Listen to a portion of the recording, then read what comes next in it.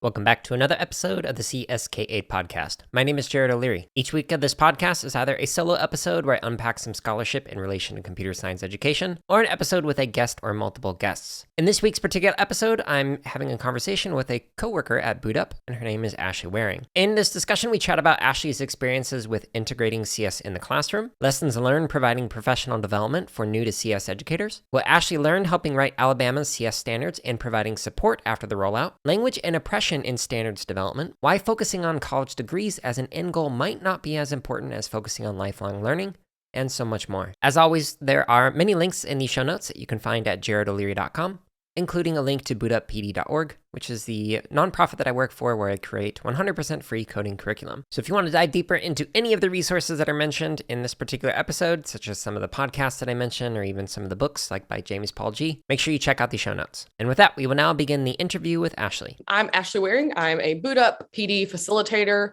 I also have been working with A+ College Ready and co.org as a computer science fundamentals facilitator in the state of Alabama for a few years, and I'm excited to be here. Can you tell me the story of how you got into computer science education? I'm really close to my family, and I've always kind of come from a close-knit family, and I've always been the techie of the group. So whenever my parents got a new sound system, or, if somebody needed help fixing the printer or couldn't figure out a program, I was always the one to kind of take the lead on that. Because of that, in high school, I took AP CS for about 3 weeks and realized that not only was I the only girl in that class, but I also didn't have any background other than keyboarding and stuff like that in middle school. So it was just kind of a disconnect there. I ended up doing biology. But fast forward a few years and I was in the classroom, got to jump on integrating Chromebooks in the classroom in a fourth grade general ed class. And with that came an opportunity to take a co.org PD, and that really sparked my CS education interest. I walked away from that why aren't we teaching this as a common literacy to everybody? My mind was just blown after that PD, learning about computational thinking, learning about, the stats behind jobs for my students that still aren't even created yet, and being able to prepare them for that. So not only do they need to read and be able to do some math and, understand some fundamentals of science, but I also walked away from that just really thinking that fundamentals in computer science was another thing that students needed at an elementary level. So from that, I started integrating co.org into my classroom. So, we might do a fun code Friday or something like that. And then I started to get more and more into the technical side of CS, I guess, instead of just kind of playing around in puzzles, really thinking about those computational thinking concepts and trying to pull them out in a way that students can kind of solidify those abstract concepts that they can be sometimes. But also had Hour of Code in my classroom, which was an event that co.org does, and had really awesome success with that, bringing in volunteers from the real world who work in CS, and then got more schools across the district to start participating in Hour of Code with us. And then I got an opportunity to apply to be on the committee for Alabama. The technology standards were up for recertification. I got to be a part of that, and we actually ended up changing the standards from being technology standards to being digital literacy and computer science standards to meet the needs of our students. And we were the 15th state to pass computer science standards for kindergarten through 12th grade. So that's kind of my journey. I've been a STEM teacher since then. I've been a CSF facilitator with co.org for a few years, like I mentioned, and was also worked at the district level. So I've just kind of taken it and seeing what CS can do in the classroom and run with it, which I didn't really mention, but that was a huge part of why I kept going with integrating CS. Was I saw it as a great equity tool in the classroom, because some of my students who maybe, caught on easily to concepts in traditional academia would struggle a little bit and be able to taste the struggle that they didn't taste in other areas, which I think is great, learning some grit and perseverance. And then also students who didn't have that traditional success got success through those computational thinking skills or through those coding projects. And that kind of trickled into the rest of their education. They got that taste of success, and it kind of motivated them in other ways too. So yeah, that's kind of how I got into CS. So one of the nice things about working at Boot Up is we've had a lot of conversations with other nonprofits and people within the space who are especially doing like professional development and curriculum and whatnot. And one of the interesting things that we've noted is that many providers have difficulty with implementation rate like a year or two after actually having done the workshop and whatnot. It sounded like this really resonated for you and was a very positive experience for you and the kids that you work with. But I'm curious, like from your perspectives, like either as a teacher, as like standards writer, or as a PD facilitator, like why do you think it is that so many people end up dabbling in CS and then ultimately drop it after a while? I think it could be multiple reasons. So I think that having a community when you're a first time CS teacher is huge. So like other teachers you can go to and be like, I don't know what this is about. Can you help me figure out what this is about? So kind of being a lead learner in that way, connecting with other people, keeping your mind open to having that support and learning. So, as your students are learning, you're continuing to build your own learning and your connections with others.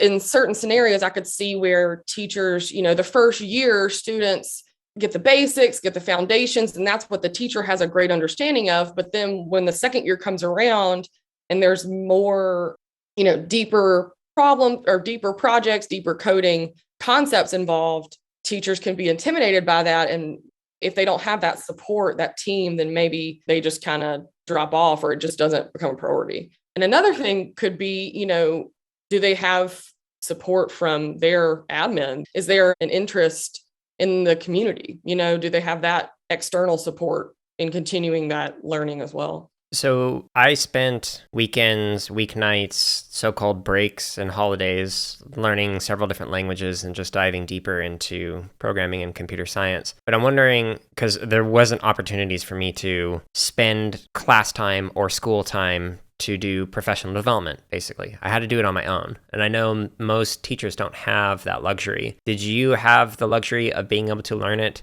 on school clock hours, or did you have to kind of teach yourself outside of it? I think it was a little bit of both. I definitely had that support and interest from admin, from, we had a district initiative. Well, it was STEM based, but CS was a part of that. So I definitely had that support, but I feel like my professional learning was through the school. And like, I was able to have that like during school hours, like, I would have a sub in my classroom and I would be able to go to a PD, that kind of thing.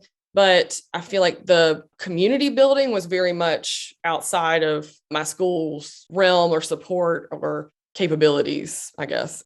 So I kind of feel like it was two pockets to make it a success. So one of the things that I really like to ask guests is asking about like kind of something that they believed when they first started in education or CS education that they no longer actually believe in. So kind of having that change in thought over time.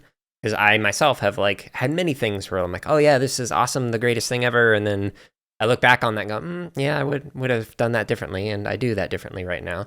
I'm wondering for you, like what's something that you first believed when you first started working in education or CS education that you no longer believe now?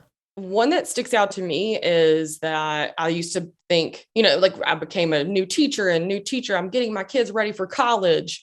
So I feel like I used to think that every kid needed to be prepared to go to college. And I really don't believe that at all anymore. I feel like some students are going to go to college and do that kind of thing, but other students can graduate from high school and have CS endorsements and get a $60,000 a year job. When I think about that question, I think about like new little teacher Ashley, over at her little school. What did she used to think? And I think about what my perception of equality was then and how I've kind of transitioned into understanding the difference between equality and equity, and like seeing those like stark problems across districts just because of where they're located has helped me with that, because I've kind of gone from one end of the spectrum to the other in my public ed background, and it's not fair.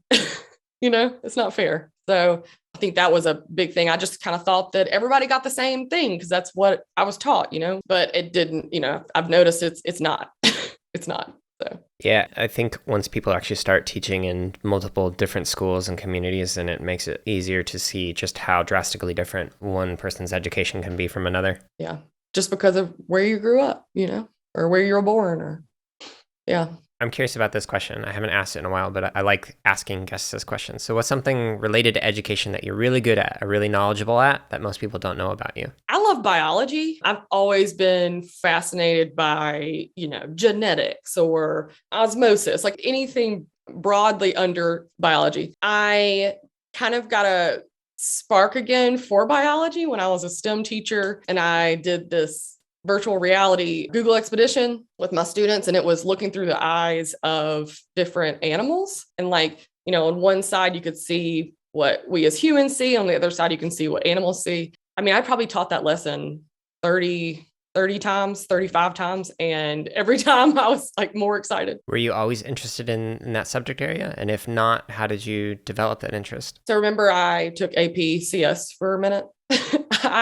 When I did drop that, I picked up AP biology instead. So I feel like that's I've always been interested or fascinated by, how things work inside, especially things that are not mechanical. I understand how the computer makes itself work, or, we make the computer make itself work.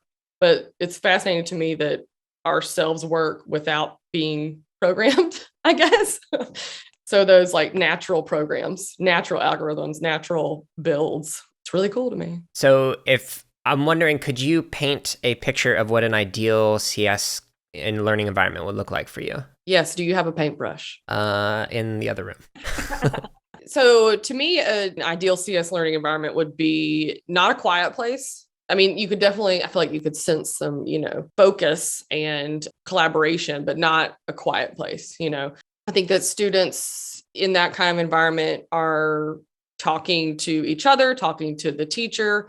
And I feel like the teacher in that environment is a lead learner. So maybe not the person who knows all the answers, but the person who can help find other people who might know the answers. And also modeling, failure is a first attempt in learning, and that the classroom community would also, support that. I think, students are in that environment are hopefully investigating real world issues that are interesting to them, and working through an iterative process in building out a solution for that through programming and development for that. Yeah, I think that just about covers it. Collaborative, not quiet, interest-based, project-based, but interest-led, I guess, interest-driven. So how do you help teachers realize that through professional development? And not just speaking of Boot Up, this isn't an advertisement for the nonprofit we work for, but I mean, just broadly speaking, professional development in CS. For me as a facilitator, I really like to make sure that teachers know that I used to be in their shoes, if not in a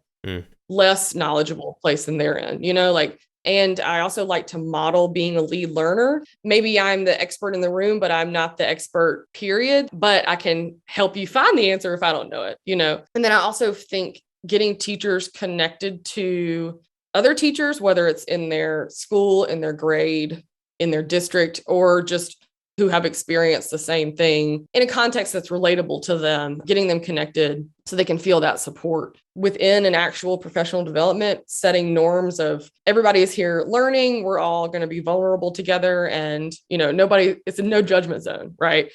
Nobody's going to judge you for not knowing all the answers. Even I don't know all the answers. We're going to learn together. So, modeling that community, I think, is important. Yeah, I like that. So I want to zoom in even further. So we were just kind of talking about the structure of support or the framework that you might provide. If we zoom in further and talk about the content. So if somebody is an educator, maybe they've been teaching for a while, but they've never done CS in particular, what advice would you give to them to kind of help them learn more about the subject area or get started? One idea that comes to mind is maybe having a conversation with that teacher about tell me about something that is one of your favorite things to teach, and seeing if we can tie in a basic, computational thinking concept to that, oh, you love to teach fractions. Let's talk about how fractions are a form of decomposition, and get into that a little bit.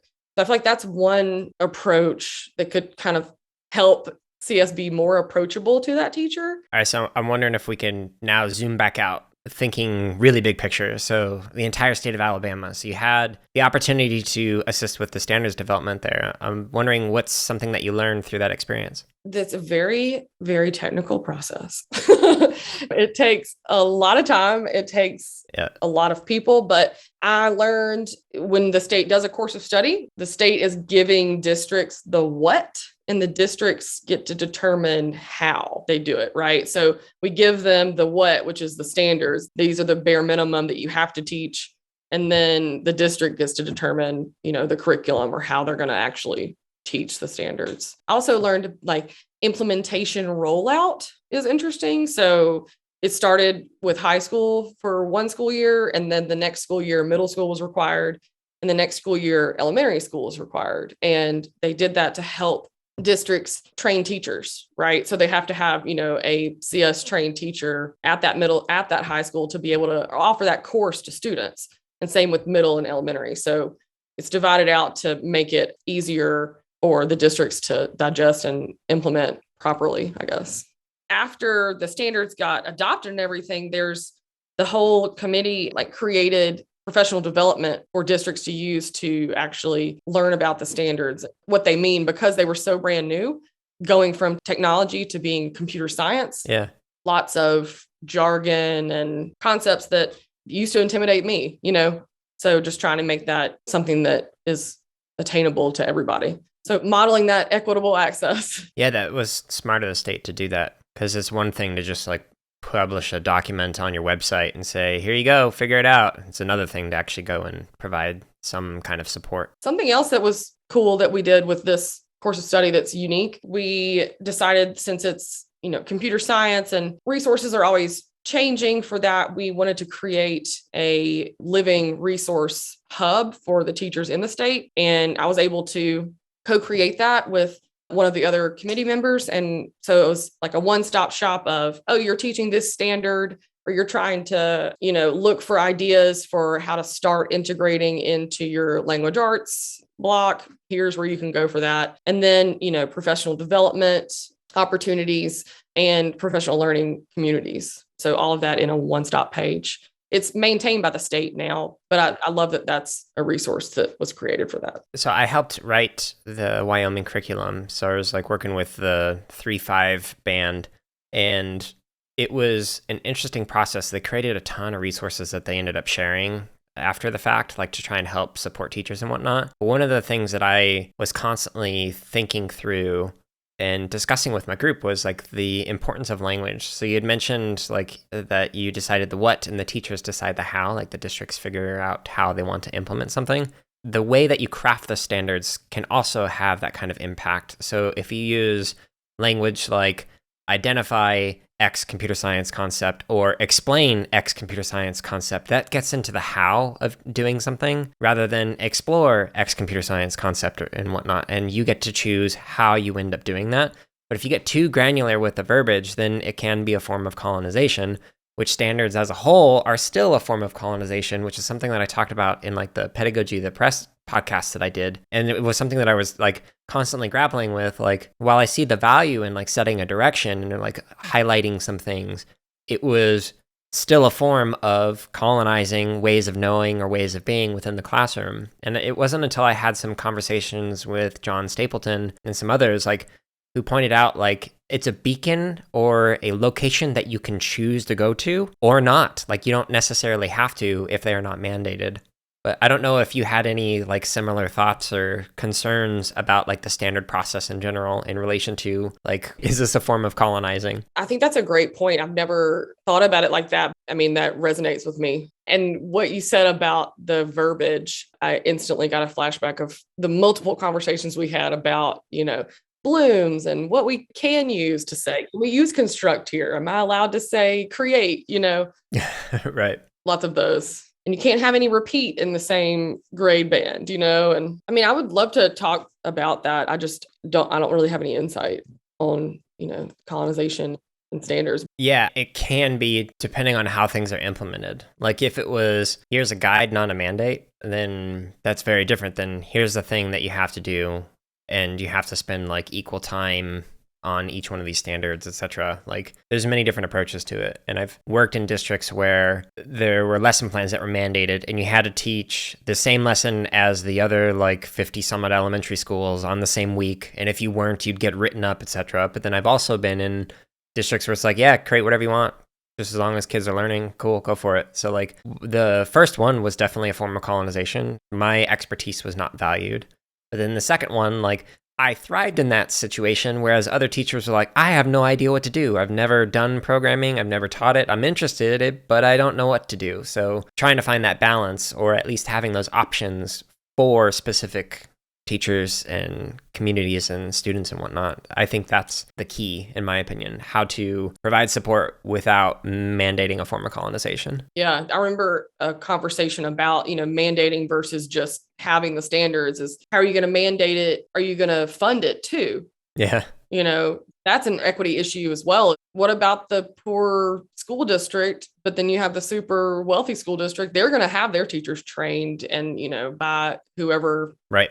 they can get to come in. But then what about the rural place that doesn't even have good Wi-Fi, or how are they going to successfully implement in the same way that other people are? What's interesting to me, you said that about lesson plans, like being scripted versus, you go to another school district and you kind of just get, here's what we want you to teach, do it. Mm-hmm. That is also something that I noticed in my teaching journey across the spectrum.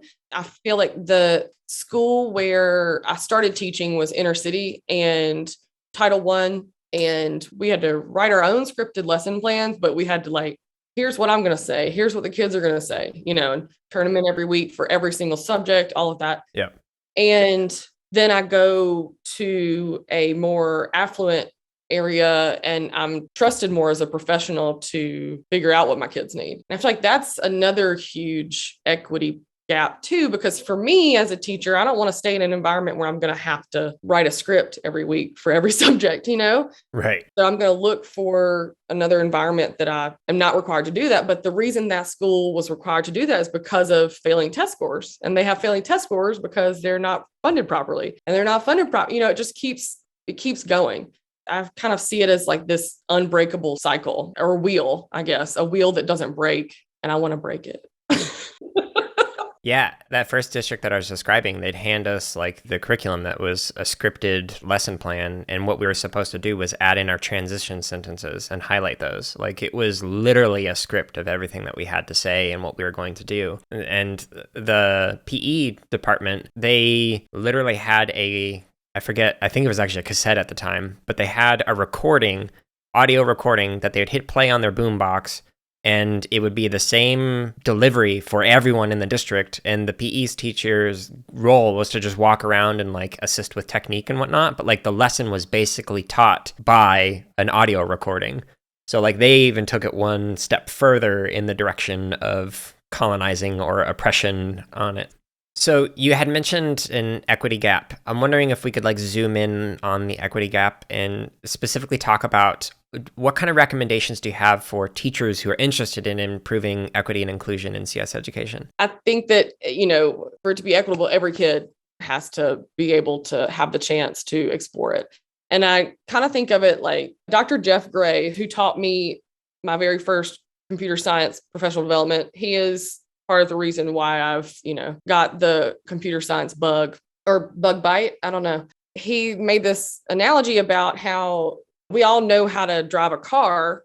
Not everybody knows exactly how everything works under the hood, but we have a special person who gets trained to do that, a mechanic, right? But we all drive for the most part or know how a car works in general, but maybe not the technicalities of it. And so I kind of feel like getting our students the option to be a driver or a mechanic, but they have to be informed or have to have the option to explore CS to know if they like it enough to become a mechanic or if they just want to drive the technology they consume. So giving students that option to be not just a consumer of technology, but a creator, a producer.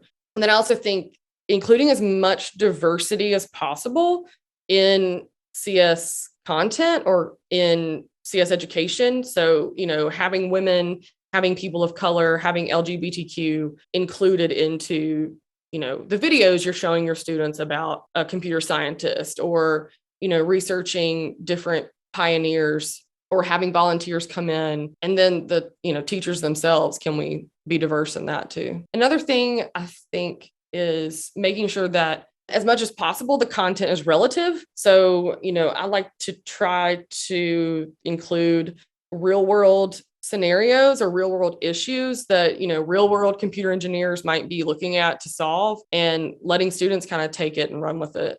It really gets them interested. Or, a problem they might be having at home or with school or something like that. Like, what can we do to troubleshoot that? So you mentioned getting computer science into every grade level. Do you mean every grade level K through 12, or are you specifically focusing on like the elementary space in that answer? I don't think it's unreasonable that CS be in every grade level. I think that might be something that is holding us back as a collective whole, is we're not starting young enough. Right. Not only solidifying their concepts of computational thinking, of computer science, but also of themselves and how they perceive themselves. I was trying to find, before we got on here, I was trying to find the article about how students, like by the age of 4, I think, start to understand who they are and like their strengths. Like, I am a mathematician, I am not a writer. So they start to think about those things. And then by the time they're in 4th grade, those start to solidify. So if we're waiting until middle school to introduce students to CS, that might be too late for some of them to even give themselves an opportunity to dig deep into CS and see if it's for them. Getting it down into kindergarten, I think, is just as important as having options for high schoolers. Yeah, I like that. I definitely agree that CS should be available to everyone, K through 12. Where I kind of tend to diverge from the field is I don't think any subject area should be mandatory, like ever. Going back to a colonization standpoint, it's again colonizing certain ways of knowing. And to say you have to have X number of credits or X number of years in a subject area is imposing a way of thinking and being on people and valuing that I just disagree with. And I know that's not a popular opinion, but I mean, I'm just sharing, this is my honest thought. If somebody wants to learn something and they don't have the knowledge of it, but they have the desire to learn it, they're going to figure it out. They're going to learn how to do that thing. Just because they didn't have the prereqs to do it, they'll invest the time if they're actually interested in wanting to figure something out with a subject area. So from that, like when people say, yeah, but what about reading? What about mathematics? If they really want to learn something, there's a lot of studies that show that kids are going to learn it. Like kids are learning scientific knowledge and learning how to read by playing the Pokemon card game because they needed to know, what does super effective mean? What are those terms when looking at a game and being able to read other opponents' cards and stuff. So there's a lot of interesting research on that, and I try and point towards it, but I don't know. It's not a popular opinion among most people. Well, I also think, looking at how we do things out in the, quote unquote, real world versus how we do them in school, I'm not taking English classes right now to be a computer science facilitator, so this is what I'm interested in. I'm going to keep digging into that and learning that myself. I don't have somebody mandating to me, here's what you should be learning right now, other than the state making you, do your CEUs to keep your license as a teacher. But yeah, so I'm recording instructional videos for drumming since that's my background. And part of the process that I've been engaging in for more than a year has been improving my editing by learning from other people. And that didn't involve taking a course on it. I never took a course on video editing. I'm learning how to do it through a bunch of resources.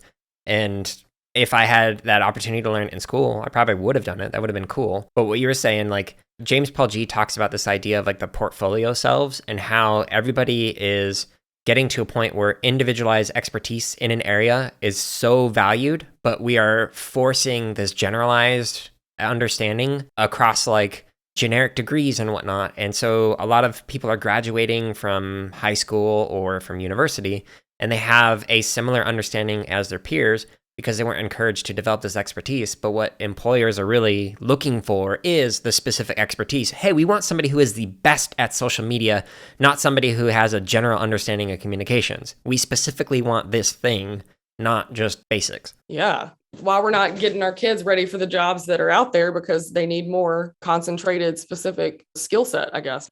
Right. And for him, having taken a class with him, it's all about the lifelong learning. It's the most important thing that you can learn in school is how to learn. So that's the thing that you absolutely need more than any required subject area, because then you can learn anything as long as you have the motivation to do it. I think you and I have had the conversation before about like why I don't have a master's degree, Mm-hmm.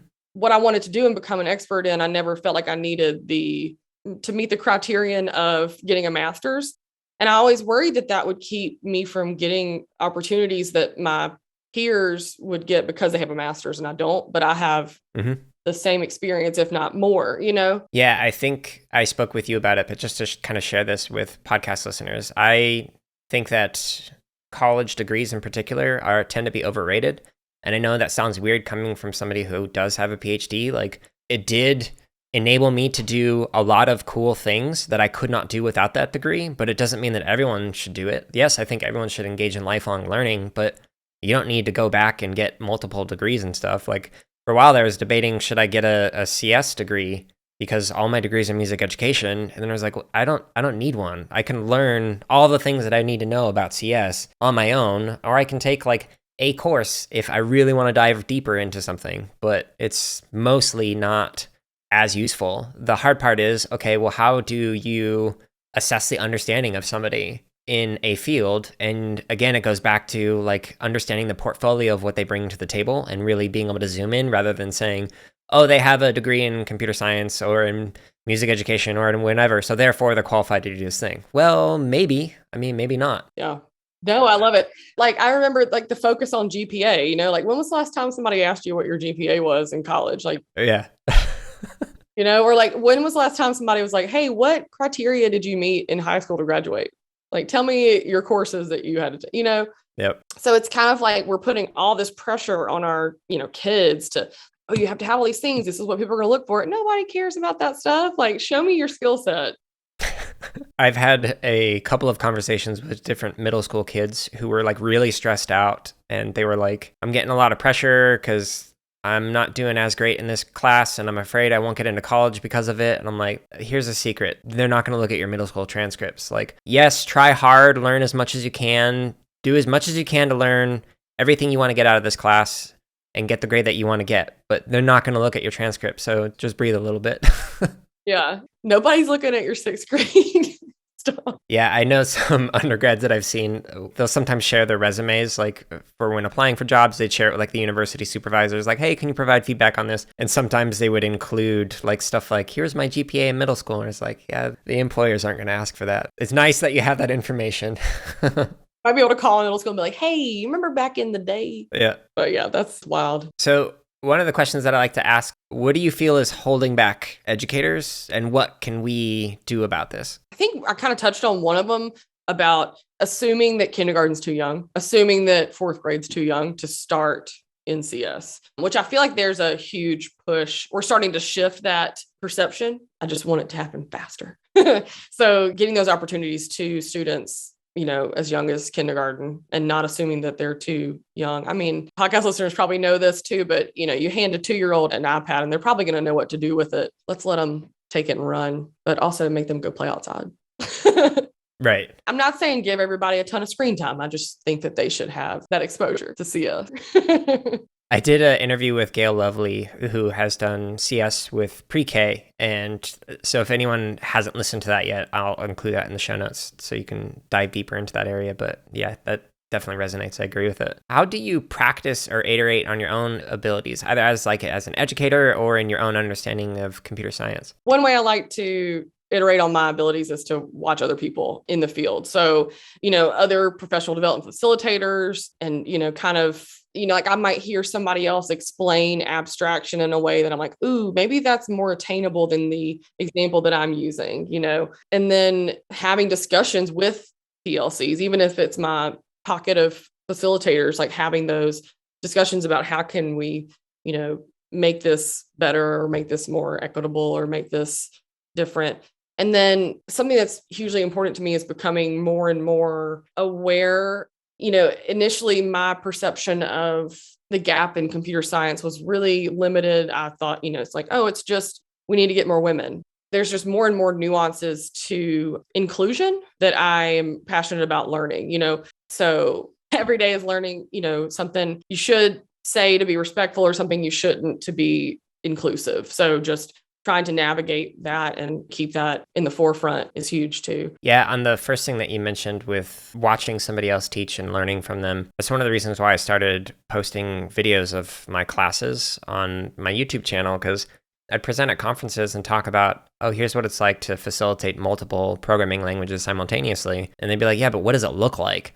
And so teachers would like literally come to my class just to observe, oh, that's what the space looks like. And I realized, oh, I can start recording it. And so YouTube has like an auto blur feature for faces. And so I'd use that function, and an admin was okay with that. And I'd share it. So like, hey, here's a playlist of what like 4 different classes look like of me facilitating this, just so that people can see, oh, this is how you can do more than one language in the same class at the same time. I wish more teachers in the field would do that to share their practices.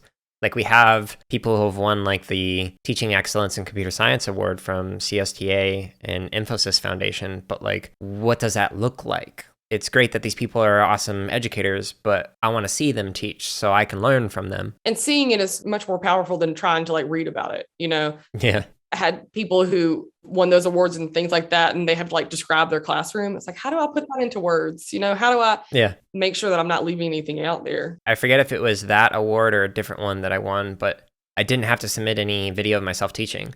And so it was all, how well can you write about how you teach? And I don't remember if it was that one or a different award, but it is just interesting. It's kind of telling of some teaching awards like that, where it's like, okay, but what are you assessing? Because it's not teaching if you don't actually see them teach. Yeah. Oh, I thought of something for what kind of is holding us back. I think that it's hard for teachers, especially people who are not maybe brand new teachers, fresh out of college, because I feel like the pedagogy is shifting a little bit, where we're getting our teachers to be more facilitators in learning instead of standing up at the front of the classroom, like, here's what we're doing, here's what we're learning.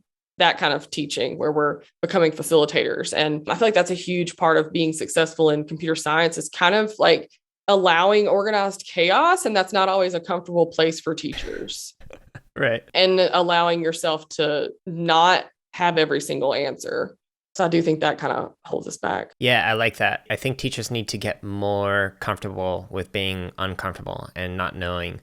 When I was it was probably elementary school, my parents had asked, oh, have you ever thought about being a teacher? And I was like, no, like, it seems like a boring job, because all you do is like, you have all the answers in your book and all you're doing is just like reading off the questions. Like I had this very simplified understanding of what it meant to teach as an elementary kid. But yeah, it's moving away from that idea and just going, oh, I don't know how to solve that bug. Let me try and figure it out with you, or let me get back to you tomorrow or something. Yeah. And I think that's huge for students to see modeled too, you know, like, yeah, like I said, like lead learner, you know, you're still learning too with them, and right. You're the adult, and, you know, they all think that their teachers are like 80 years old. So it's like, oh my God, they're still learning at 80. Yeah. So you've gone above and beyond in terms of, you're not just doing classroom teaching, you've done a lot of professional development, you've done a lot of standards work. So you've added to your load of just working in the classroom, which is already hard enough in education. I'm curious, how have you tried to stave off the burnout that can come with doing so much in a difficult field? The community is huge. I mean, staying around people that are passionate about the same thing that you are is huge, because then when your passion's kind of like, theirs maybe is the opposite, and they can pull you back up again. So I think, you know, having people that share the same jam as you is important. I also think it's huge. Like for me, I love computer science. I also love nature. So like getting away from screens and putting my eyeballs on things that are not made out of metal or plastic and digital. That's been huge for me as far as avoiding burnout. I also feel like trying to find something different or new, fun to investigate. I remember a couple of years ago, I was kind of like, I mean, I've never been like, no about computer science, but I was just kind of like, I'm not feeling the huge gung-ho passion that I was feeling. And I discovered a new accessibility tool for students who are visually impaired to be able to experience colors. And that kind of sparked my interest again, you know, so just finding things that are interesting, but also allowing yourself to take a freaking break. Yeah. Get off Twitter for a month or however long, you know, like I mean, sometimes it's okay to just walk away. And that's not an easy thing to come across, especially because I feel like in our society, productivity is, godly almost. And rest is revolutionary, and so finding that balance, I think, is important. Yeah, I'm still working on that. Yeah. It's a process. So what do you wish there was more research on that could inform your own practices? I would love to know more about like the psychology of why our girls are not as innately interested as boys seem to be and that kind of thing. Like I would love to hone in more on that because I feel like I've dabbled in that and I kind of know about it, but I want to get deeper in on that kind of thing. Well, and why is it different in other locations? Like there's a paper that I did, I think it was in Malaysia, and the numbers were flipped for male and female in the CS and IT space. Yeah. So it's cultural. Yeah. Like I would love to like study like societal trends, cultural acceptance, that kind of thing. I think that's fascinating, not only in our, computer science field, but just in general. Yeah. Why we do the things we do, what's programmed in us and what's actually us, Yeah. Even you look at other areas that we're also in, like education. Well, why is it that like 80+% of teachers are white women? Right. Yeah. I also like looking at that. So that definitely resonates. But then I also wonder, like, why is it that some get more attention than others? Like, we don't talk about the gender issues in elementary teaching, but we talk about it in computer science. And it's like, well, why? Right. So then where might people go to connect with you and the organizations that you work with? Yeah. Join me on Twitter. I'm at Wearing Whiz Kid. It used to be Wearing Whiz Kids when I had a classroom with students in it. And then I just decided to be the one Whiz Kid. But it's WARING. So come join me on there and, DM me if you have questions. I'm happy to be a resource or be a resource to connect you with other resources. I used to be a CS for All Teachers community ambassador, and that's another great little virtual community that you can join into. So, and with that concludes this week's episode of the CSK8 podcast. Thank you so much for listening. If you enjoyed this episode, I hope you consider sharing this with somebody else or leaving a review on whatever platform you're listening to this on. Stay tuned next week for another episode, and until then, I hope you're all staying safe and are having a wonderful week.